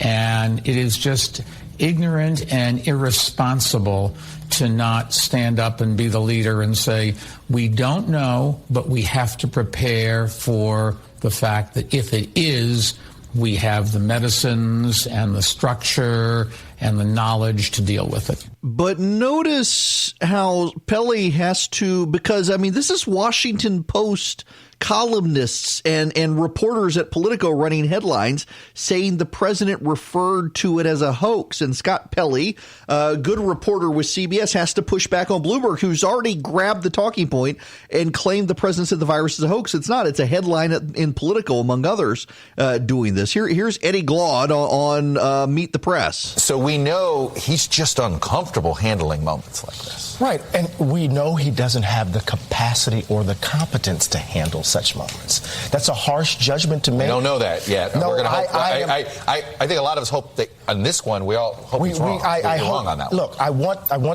this administration to succeed on this for obvious reasons. But the evidence is in. We're not just talking about a credibility crisis. We're talking about a competency crisis. And we've all been asking this question.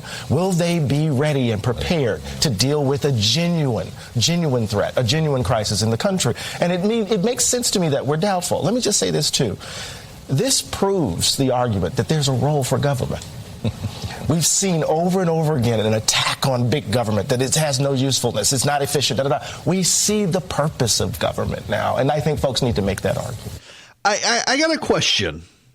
Is there anyone in the listening audience? I actually want to hear from you. And I've got a phone number here, 877-973-7425. Is there any one of you out there who doesn't want government, who doesn't believe there's a role to play for government, who thinks that we're overstating the case for government? What a straw man argument that is. I am not aware of anyone who thinks, hey, you know what? Let's just get rid of government altogether. Let's get rid of the Centers for Disease Control altogether. Let's get rid of the ability of states to coordinate via the federal government to stop this. What a straw man argument. It is a fake argument to say something like that. Fascinating that that's where he would go with this. That somehow we need bigger government. You know, there actually are. What is, you want to go further for the politicization of the coronavirus, you've got editorialists out there saying, hey, this is why we need government-run health care. You know, the insurance companies, they're not going to pay for the vaccine or the testing. Let me explain to you people how this works, and I mean that lovingly, not pejoratively, you people. You're in Georgia. Let's make this real world. You're in Macon, Georgia, where I am.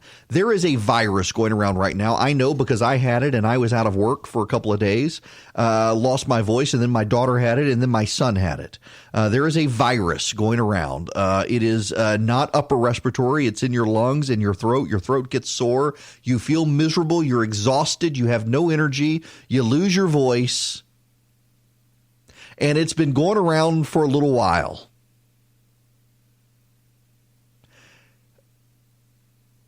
And someone decides they want to go get tested for COVID-19. There are no instances of it in Georgia.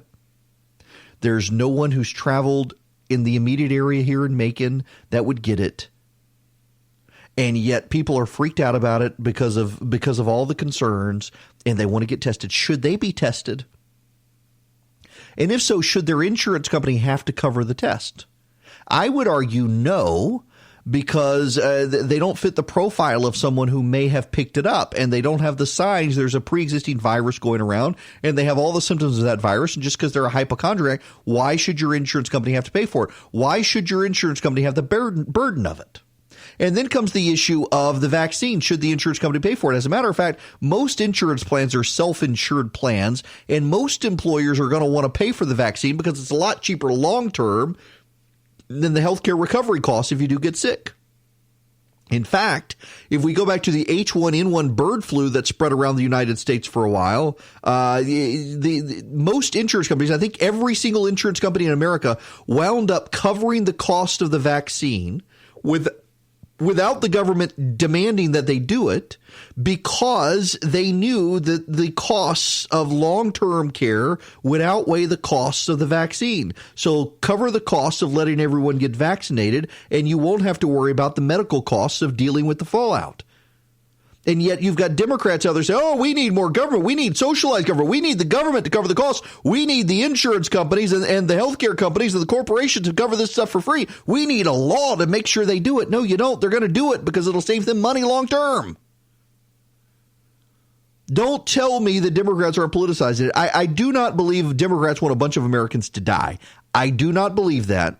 And that's where I've got to part ways with Donald Trump Jr. That's part of what he said. But he's absolutely right. They're politicizing it. He's absolutely right. They are trying to drag politics into this. He's absolutely right. They're trying to undermine the president and his team on this and trying to sow distrust and discord against the president. For God's sakes, the Politico ran a cartoon of a man committing suicide when he found out that the president of the United States and his team, quote unquote, they've got this. Don't tell me members of the press aren't politicizing this. The phone number here is 877-97-ERIC, 877-973-7425. So there's legislation pending in the state Senate that will allow us here in Georgia to decide if we want to stay standard time or daylight saving time. Wes Cantrell from the Woodstock area, from north of Atlanta, he's a pastor and member of the state house, is pushing legislation to let us decide. I actually want to talk about that a little bit when we come back. Right now, though, I want to take a call from Melvin. Welcome to the program, Melvin. Hey, thank you very kindly, Eric, because you helped me whenever we brought in the Corsair for Grover. Oh, yeah. So thank you very kindly. And I've been trying to reach you. But anyway, all I was mentioning to the gentleman was it's kind of interesting how everybody's, as far as the liberals, are politicizing the coronavirus. They're blaming President Trump, et cetera. However, being two-faced as they are, they're leaving our southern borders wide slap open. In fact, memory serves me right, Elizabeth Warren's even trying to pull money from the border wall for all of this. So it's kind of like it's kind of wrong. Oh, it is. And, you know, I guarantee you, Melvin, and thank you very much for the phone call. I guarantee all of you. In fact, I wrote this in a newspaper column last week. I guarantee you that if the coronavirus spreads more in this country, the media is going to attack the president for not securing the border. You know that's going to happen. The media is going to come after the president for not securing the border. And, you know, the other thing that's going to happen is let's say it spreads to the kids in the ICE facilities, the processing facilities. I'm not calling them cages. They're processing facilities, trying to make sure they're with their parents, trying to keep them safe. Let's say the coronavirus spreads there. Now, interestingly enough, all of the data at this point suggests if you're under the age of 20, you're not going to get it, or if you get it, you're barely going to have symptoms. It is the older you get, the worse it is. The younger, you know, this is the reverse. So the Spanish flu back in the 19-teens impacted the young far more than the elderly. And this is the reverse. The elderly are far more susceptible to it than the young. But if it spreads in those facilities, you know this is going to be yet another issue of the media just blowing this up to attack the president. The president can't win with this stuff. And listen, I don't think everything the president does is good. I think there are things the president does that are bad. I think this Taliban deal is suspect. And if Barack Obama had done it, we would all be outraged. And if I've got time, I want to get into that. But seriously, the level of politics by the press on this stuff is absolutely bizarre. And it's unfortunate. And it is crazy people in the media who are desperate to blame the president for anything to help the Democrats. And we'll be on this beat for a while. I want to shift gears, though, when we come back. I'll keep taking your phone calls, though. 877-97-ERIC, 877-973-7425. And did you know that Jesus had boy parts? Yeah, stick around. You're going to want to hear this. Hello there. It is Eric Erickson here, the Eric Erickson Show. The phone number, want to be a part of the program, 877-97-ERIC, 877-973-7425. Remember, it is ERICK.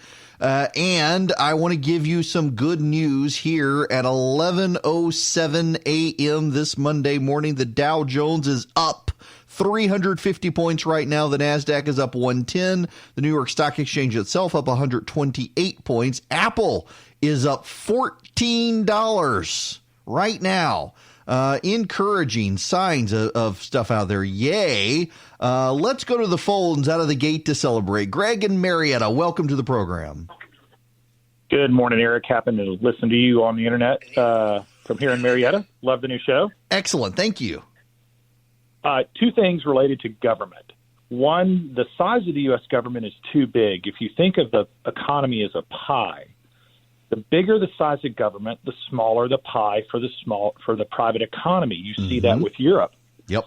And I will take the American privately driven or semi-privately driven healthcare system in attacking coronavirus over the nationalized systems of Europe any day of the week. I agree. And there's your home run. There's your home run. I would, you look at Italy, you look at France and Europe and what they're having to do with their nationalized systems and attacking this. They can't be as nimble. I put our capitalist system up against their state-controlled any day of the week. Yeah, Greg, I'm glad you say that. And this gets back to the Eddie Glaude comment from Meet the Press this weekend, where he says, I just don't understand that anybody wants government, that there's no – people are opposed to government, and this is an excuse for government. Nobody's saying we don't need government and we don't need coordination, but by God, let the private sector in this country come up with solutions. It's going to be American and, frankly, Israeli now. There's actually a lot of data out there. It's Israeli doctors and researchers and American doctors and researchers working together who are coming up with a solution to the situation. People forget, we don't get it highlighted here a lot, but just consider in Britain, let me see if I can get into the Telegraph system here. That's the British newspaper. One of the British health experts says it's going to get worse and you may see several 100,000 dead. The secretary of the cabinet minister in charge of the Department of Health, that you could see a whole bunch of people die as a result of this, and scaring people. And the prime minister saying, wait, not so fast. There has been a 50% increase in 24 hours in the UK, but that just means 12 people. But here's the thing. This is the thing that people forget. It is a fact that in Great Britain, when there is a big flu outbreak, it grinds everything to a halt. If you've ever been in Britain during a flu outbreak, it is not a place you want to be, because it actually spreads. And the flu vaccine is not a good the flu in Great Britain is messy. And the healthcare system in Britain, the National Health Service situation, is not a good health service when it comes to pandemic outbreaks. In the United States, we're better off. Now, part of the reason that people – and this, by the way, this is also – I wasn't going to go here out of the gate, but I might as well. This is one reason why, for all the Democrats who say we need a Canadian or a British healthcare system, do you know the population difference between the United States and Great Britain are orders of magnitude? Same with Canada. There are as many people live in Texas as live in Canada. In Great Britain, it is overwhelmingly white and half the size of this country, less than half the size of this country, and more compact as well. That's one reason for all the fascination that people have in this country. By the way, there's a subcurrent of conservatives in this country, and they are actual conservatives, but they love trains. I've actually got a friend whose wife is more hardcore conservative than him, and she won't let their kids play with trains. Won't let her kids play with trains. Why? Because she says that people's fascination with trains begins at an early age, and you get all these conservatives in the conservative movement in D.C. who are perfectly fine with the subsidization of railroads in this country because they fell in love with trains, playing with them as kids. She doesn't want her kids to play with trains because she doesn't want them to fall in love with them and say, hey, we should have railroads across the country. They're trying to build high-speed rail now between Atlanta and Charlotte and Atlanta and Nashville, and they're trying to make the case for high-speed rail now, except the Atlanta to Nashville high-speed rail system won't be high-speed rail. You'll be able to take a bus faster to Nashville with stops along the way than you would the rail service. But in any event, you've got some real fascination with conservatives out there with the rail system.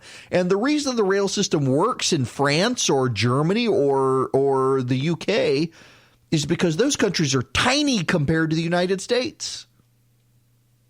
You drive the interstates in this country or drive the back roads of this country, and there is a massive amount of land.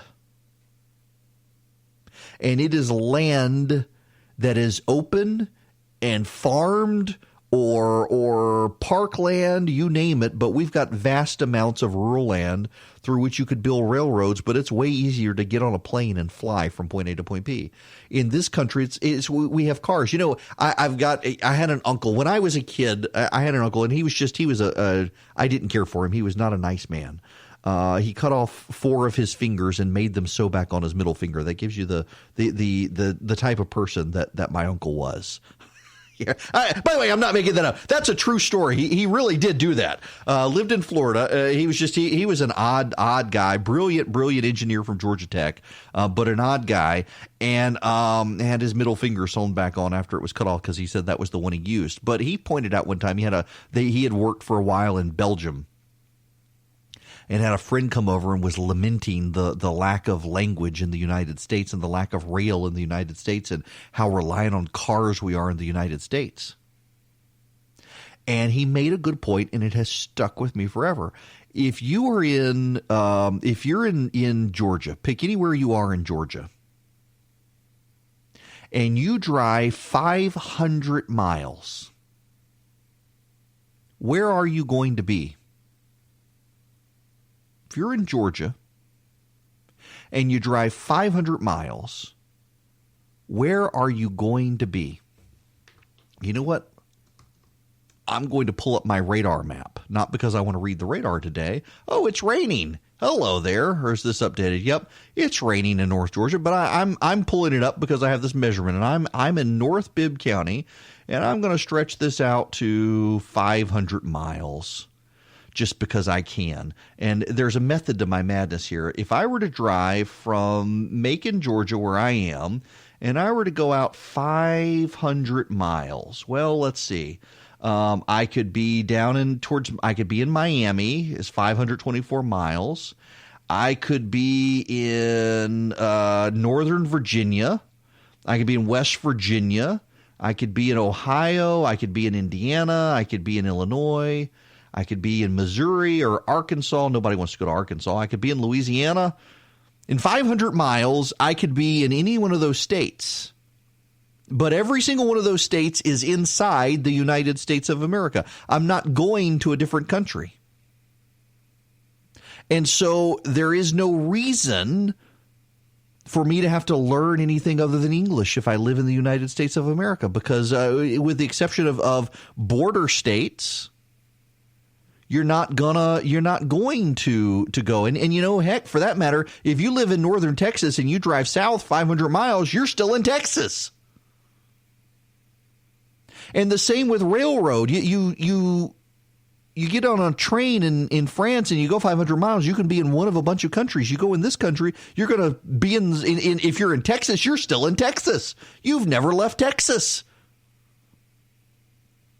It is disproportionate and the same, and you're wondering, what the heck is he going on about trains and railroads? And the point is that we have a bunch of left-wing academics in this country who envy Europe, and they think we need to learn a bunch of languages because Europeans do, and we need to have railways because Europe does, and we need to have national health care because Europe does. But the reality is you go 500 miles in any direction from where you are right now listening to me in the United States, and you're still going to be in the United States with a bunch of English-speaking people in a bunch of areas that have a bunch of rural land. You go 500 miles anywhere in Europe, you're going to be in a different country with a different language, probably in an urban core. Most of the people in Europe live in urban cores. They do not live in rural areas. In this country, 55% of people live in a rural area. It is actually a minority of people, close to a majority now, close but not quite, living in urban areas. A majority or minority or majority of people in this country live in rural areas. It's about a 50-50 split, really, at this point when you adjust for demographics. We are completely different from Europe. And our capitalist, free market, private sector can respond better than a European-style socialist regime. Now, why is that so? Because a one-size-fits-all socialist healthcare system is designed for the majority.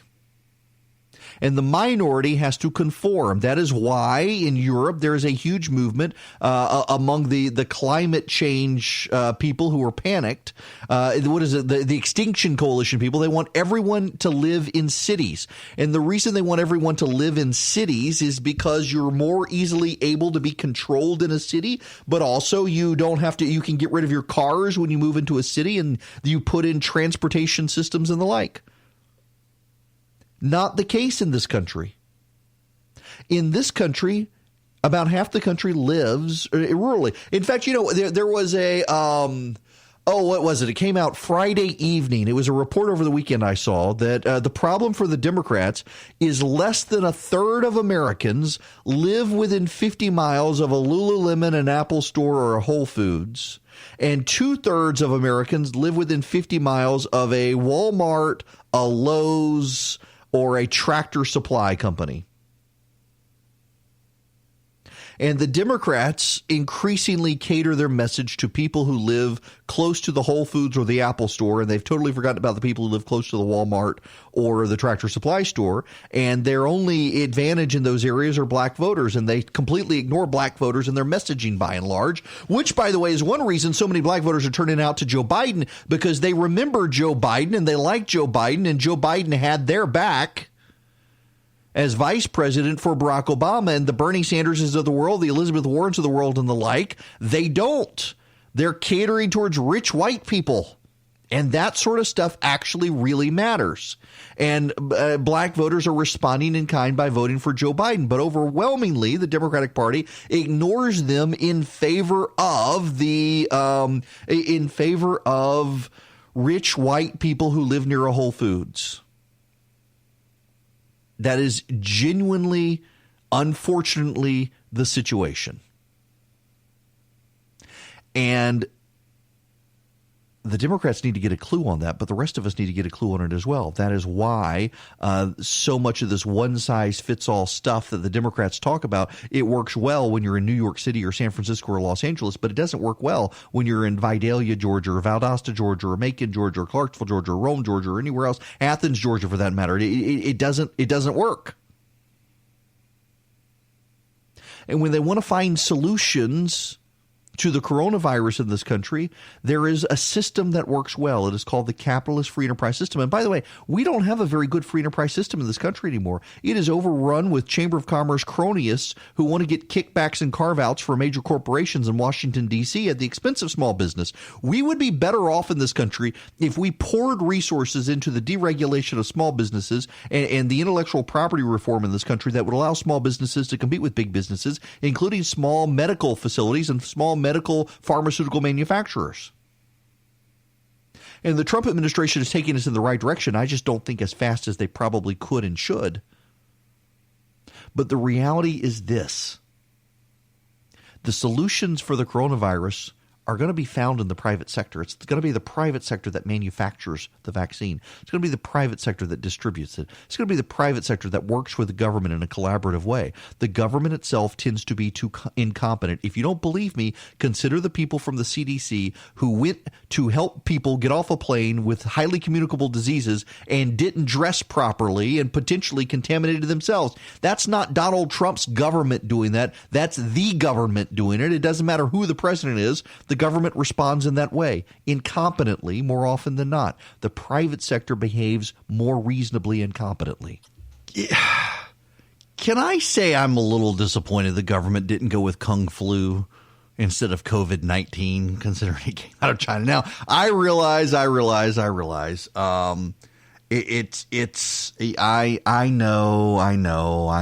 There's all sorts of stereotyping and bad things, and in fact, my kid said that she referred to it as Kung Flu at school, and one of the teachers got mad and suggested she's my kid. Of course they understand, but I'm thinking it sounds better than COVID-19. Okay, Joseph, going to go to you next. Welcome. Hey, Eric. Good to talk to you. Thank you. Yeah, and I was courting a Asian girl the other day, and I made a COVID-19 joke, and it landed like a lead balloon. Did not help me out at all, I got to say. I bet so. Did not help me out. Anyway, I just wanted to give a quick correction. You just said that the CDC were the guys that inappropriately greeted the people coming back that were infected without the proper protective gear.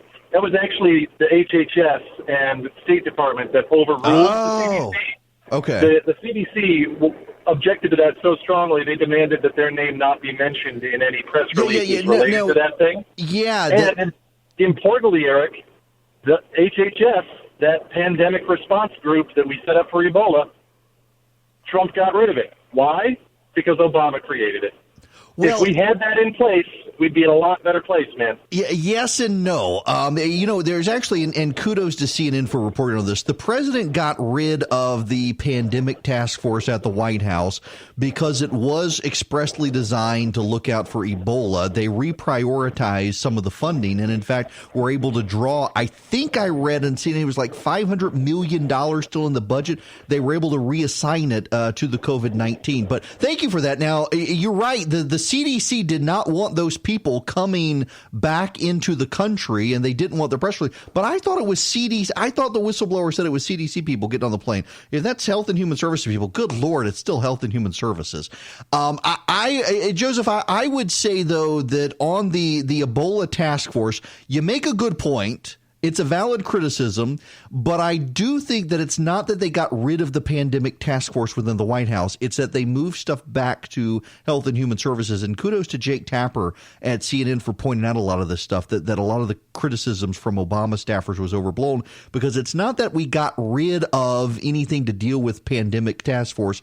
It's that in the Obama administration, the president centralized the focus on a lot of these things, and with the downplaying of Ebola, and granted, hindsight is 2020.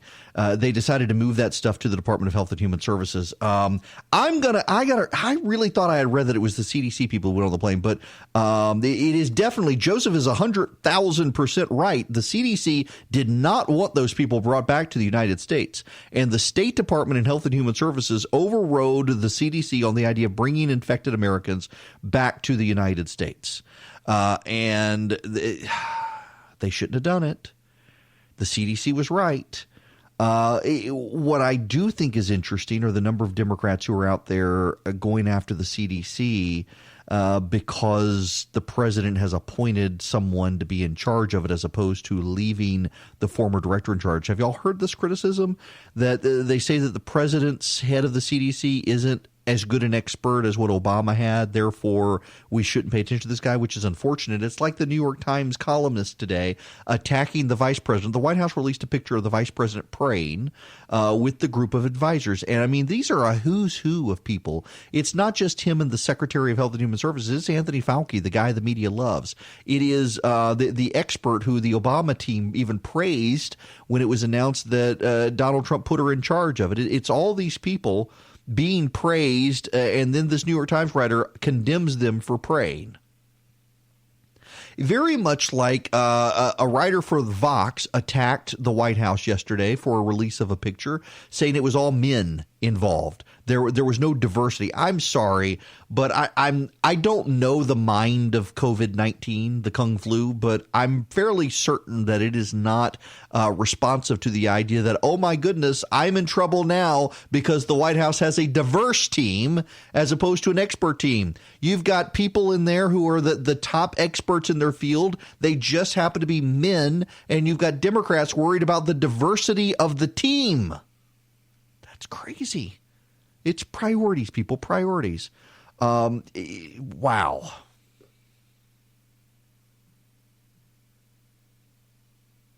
Now, sorry, we're having minor technical issue here.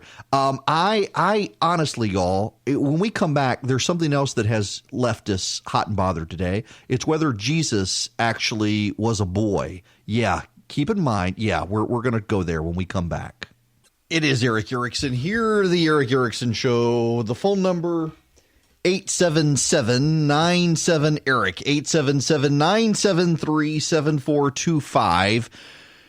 By the way, Joseph, if you're still listening, I found the article, and thank you again for pointing that out.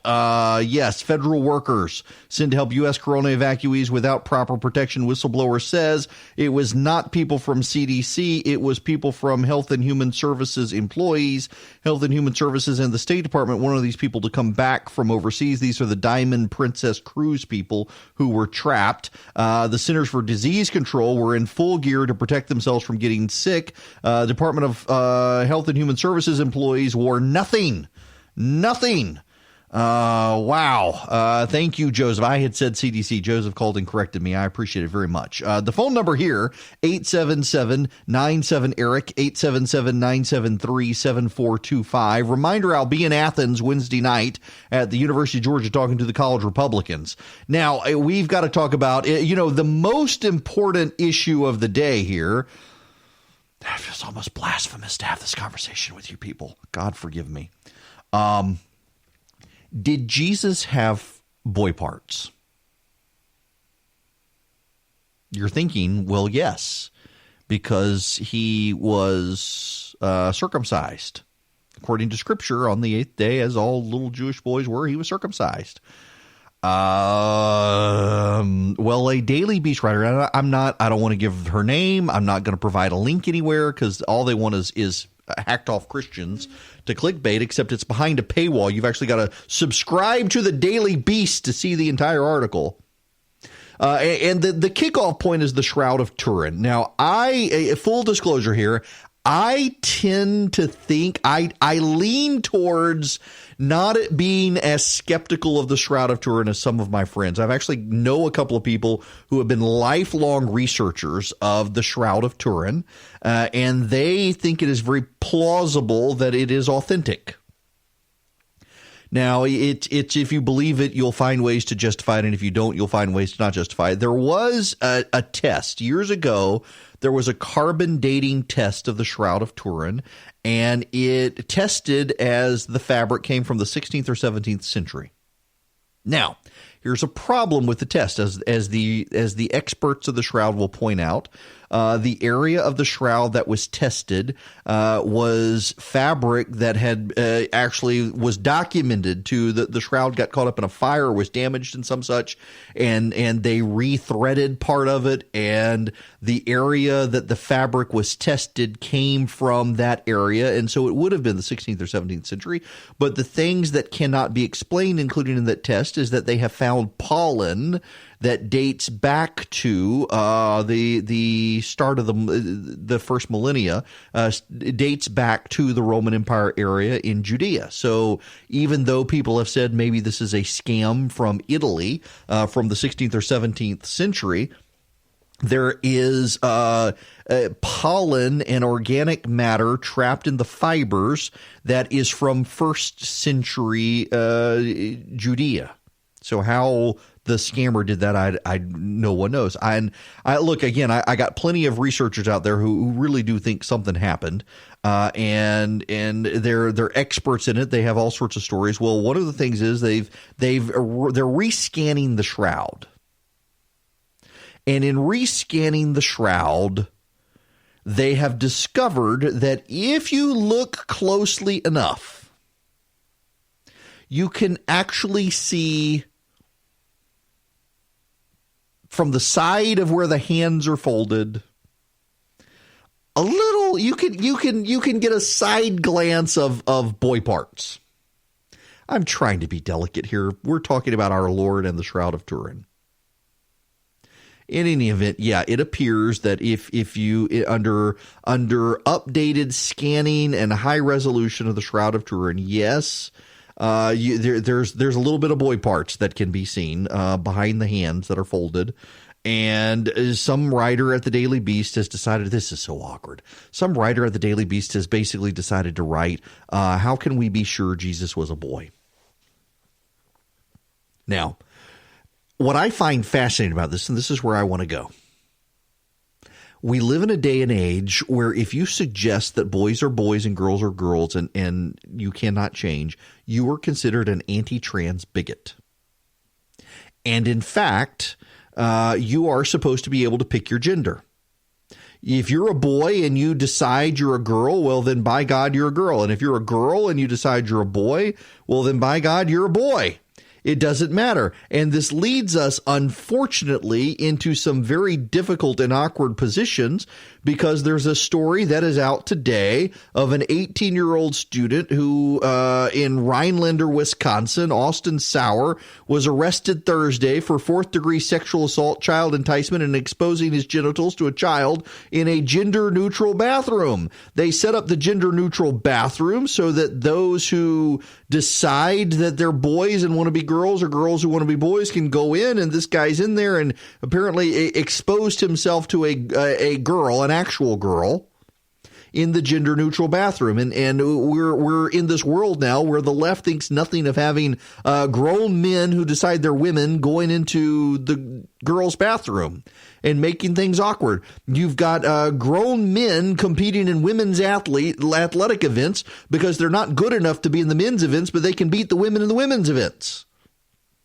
And now here comes a Daily Beast writer saying, even though the Shroud of Turin, which may or may not be authentic, may or may not be a forgery, clearly shows that the Jesus had boy parts, that did Jesus really? Did the real Jesus? First of all, it's notable that we've got a Daily Beast writer determining that actually Jesus existed. We should at least praise her for that. But how do we know Jesus identified as a boy? Seriously, we live in a day and age where you and I get to decide whether or not we're a boy or a girl, but the Lord God himself, who identified as a male, the left won't allow him to do it. So everybody gets to pick their gender except for God, and we got to let left-wing progressive ideologues decide whether or not God is actually a boy or a girl when he himself said he's a boy. He came to earth as a boy. It is not disputed Jesus was a man. And yet, was he really? Didn't he get in touch with his feminine side? Jesus wept, you know. It really is just infuriating to me that we go there with the left. I mean, it's like every major figure in history now is gay. I mean, was Abraham Lincoln gay, Alexander the Great, and on it goes. The left is very convinced that every significant person was gay in history. We've got to revise history to account for people's sexuality. We've got to now revise the Bible to decide whether or not Jesus is a boy or a girl. Man, this world, and there's a relevant angle here beyond this. It is clickbait. It is a clickbait, agenda-driven press that is designed. This is why I'm not linking to it and why I'm not mentioning the author's name, because I don't want you to go easily find this because I don't want you to send them traffic. You should know that it's out there. You should know what they're doing, but you should also know that in part it is the advance of this ridiculous social agenda, but it is also in part the advance of the idea that they got to have clicks and they got to say outrageous things. For example, there was a report over the weekend. On Saturday night, it hit the wires. I actually it was Friday night. It was Friday night after my second show. It hit the wires that there are 11 more confirmed cases of coronavirus in San Antonio, Texas. There's a problem. Do you know what those 11 cases are? They're not, contrary to what the media said, 11 new confirmed cases showing the virus spreading in San Antonio, Texas. That's the way the media took it. No, it was 11 people who were already quarantined by the United States government on the belief that they would get the coronavirus because they had been in a group of people who had the coronavirus. But the media left that out. The media decided to rush the story that 11 people had the coronavirus in San Antonio, proof that it was spreading. And people were in a panic and circulating the story, and no, it was 11 people already quarantined. No one knew had gotten it. They were already expected to test positive. But if they had told you all of that, would you have clicked on the story? Would you have clicked on the story had they said the actual story? I don't think you would have. And more, that's the problem with the media, is that they've got to get you to click the story. Like, for example, the Politico. I took a screenshot of this. I should be able to find it real quick on my phone. The Politico headline. Yes, here's the headline. Trump rallies conservatives and drops charges of a coronavirus hoax. That's the Politico headline for a story. And the media, the left picked up the story and started pushing the story that the president was accusing of saying that the coronavirus was a hoax, that it wasn't real. And that's not what the president said in any way, shape, or form. That is not what the president said. What the president of the United States said is that the media and Democrats blaming him for the spread of it was a hoax. And you'd have never known that had you just read the standard stories. This is a real problem in this country when we need to be able to trust the media. And let me go full circle to the very beginning of the show here. If you've subscribed to my Substack newsletter, you've got a link to the story. And I want to read you a bit of a story. And it's from Smithsonian Magazine, and it's from 2017, and it's about the Spanish flu. How the horrific 1918 flu spread across America, the toll of history's worst epidemic surpasses all military deaths in World War I and World War II combined, and it may have begun in the United States. Let me read you the beginning of this. Haskell County, Kansas, lies in the southwest corner of the state near Oklahoma and Colorado. In 1918, sod houses were still common, barely distinguishable from the treeless, dry prairies they were dug out of. It had been cattle country. A now bankrupt ranch once handled 30,000 head, but Haskell farmers also raised hogs, which is one possible clue to the origin of the crisis that would terrorize the world that year. Another clue is that the county sits on a major migratory flyway of 17 bird species, including sandhill cranes and mallards. Scientists today understand the bird influenza viruses, like human influenza viruses, can infect hogs, and when a bird virus and a human virus infect the same pig cell, their different genes can be shuffled and exchanged like playing cards, resulting in a new, perhaps especially lethal virus.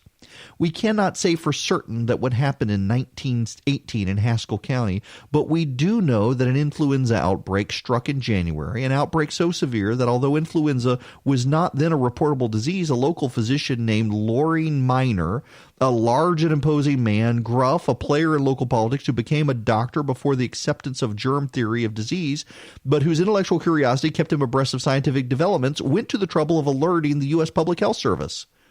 The report itself does not exist any longer, but it stands as the first recorded notice anywhere in the world of the Spanish flu. The local newspaper confirmed something odd was happening. Ms. Eva Van Alstine is sick with pneumonia. Ralph Linneman is still quite sick. Homer Moody's been reported quite sick. Pete Hesser's 3 children have pneumonia. Mrs. J.S. Cox is very weak, yet Ralph McConnell has been quite sick this week. Merton, the youngest son of Ernest Elliott, is sick with pneumonia. Most everybody over the county is having la grippe or pneumonia. Several Haskell men who had been exposed to the influenza went to Camp Funston in central Kansas. Days later, the first soldier known to have the Spanish flu reported ill. A huge army base was training men for World War II, and within 2 weeks, 1,100 soldiers had it, and it spread from there.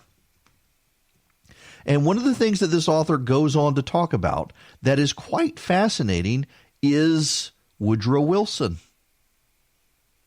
Wilson ordered the Sedition Act, and Congress passed it. He demanded, let me read you what Woodrow Wilson demanded, the spirit of ruthless brutality enter into the very fiber of the national life. He created the Committee on Public Information, which was inspired by an advisor who wrote this: truth and falsehood are arbitrary terms. The force of an idea lies in its inspirational value. It matters very little if it's true or false. At Wilson's urging, Congress passed the Sedition Act, making it punishable with 20 years in prison to, quote, utter, print, write, or publish any disloyal, profane, scurrilous, or abusive language about the form of government of the United States, or to urge, incite, or advocate any curtailment of production in the country of anything or things necessary or essential to the prosecution of the war.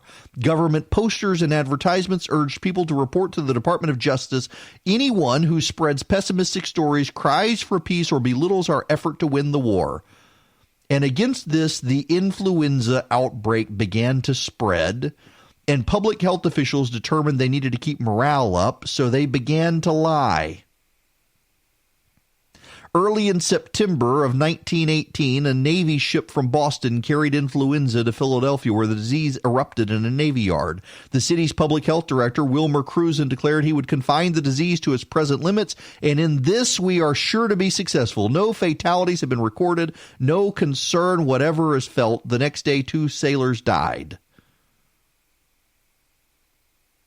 And then said the disease will decrease. The next day, 14 sailors died, and the first civilian, and it kept going. By September 26, influenza had spread across the country. So many military training camps were beginning to look like the Navy Yard. The Army had to cancel its nationwide draft call.